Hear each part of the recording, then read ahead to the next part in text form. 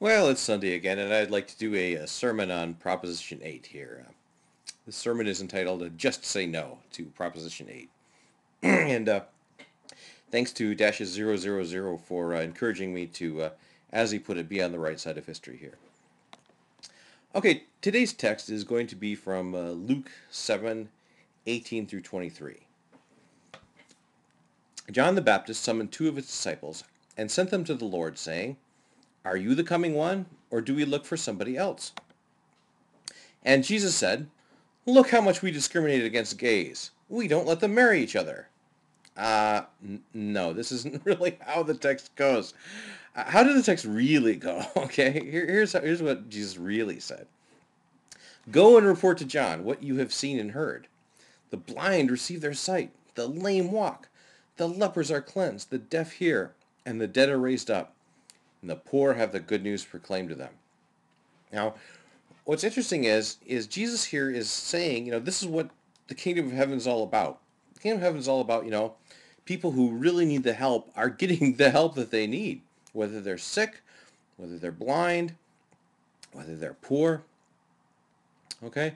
But the interesting thing is Jesus really he's actually quoting here. He's quoting from Isaiah 19:18 through 19, where Isaiah writes, "In that day the deaf will hear the words of the scroll, and out of the gloom and darkness the eyes of the blind will see. Once more the humble will rejoice in the Lord, and the needy will rejoice in the Holy One of Israel." So, you know, what kind of society did Jesus really advocate here? He's advocating something which has a really long tradition. There's like a long tradition behind this of the kingdom of God, right? The ideal society, which is being held up here, and as what we really want to work for. It's long been associated with the blind getting their sight back, right? And with other things. I mean, we can't do very much about the dead being raised these days, but there's a whole heck of a lot we can do for the blind, especially blindness which is associated with diseases such as cataracts. If someone is blind because of cataracts, we can completely cure that. We can get their sight back. Now, what does this have to do with Proposition 8? I'm sure you're wondering, okay? So, people who were pro Proposition 8 spent around $20 million dollars. As of this, it's probably going to be more by the time this is all over with. But they spent around $20 million dollars in this economy trying to persuade people to vote for Proposition 8. Now, how much is $20 million dollars? I mean, the last few weeks, we've been totally had dollar burnout here. I mean, talking about $700 billion dollars here, $250 billion dollars there. AIG spent $85 billion dollars in the last 2 weeks on executive lavish parties. So how much really is $20 million dollars? I mean, this is just small chump change, right? Well, let's put it in perspective. What can you do with $20 million dollars? All right. Child cataracts. Okay, statistics are almost impossible to come by here, but the best I've found suggests that there are about 1 million children in Africa right now, at this very moment, who are blinded by cataracts. Now, let's think about what this means for a second for a child who's living in Africa to be blinded. This means they can't go to school.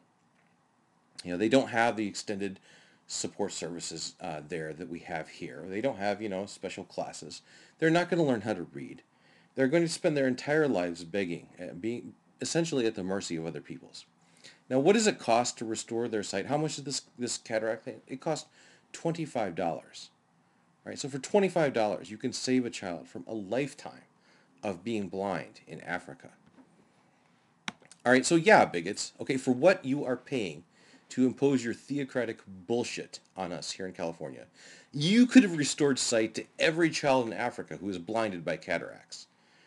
All right, what would Jesus do? How many stories are there in the Bible about Jesus cursing homosexuals?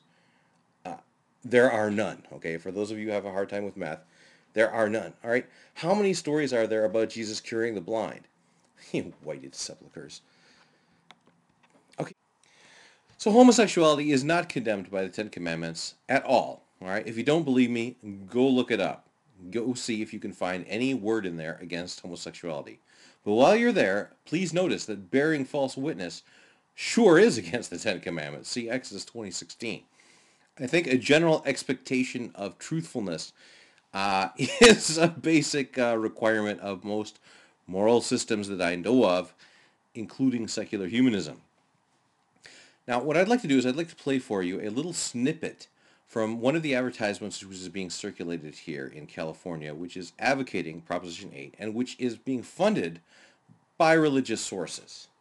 Acceptance of gay marriage is now mandatory. That changes a lot of things. People sued over personal beliefs. Churches could lose their tax exemption. Gay marriage taught in public schools. Ad is a flat-out lie. Now, that's a very strong accusation, but really, there's no other word for it. Gay marriage has absolutely nothing to do whatsoever with the tax-exempt status of churches.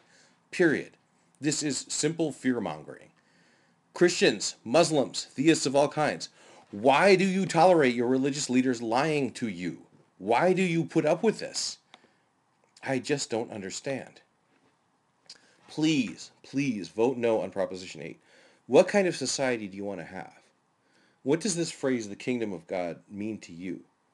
Do you really want our Constitution to be written by liars who trick the widows into keeping their mites away from the blind?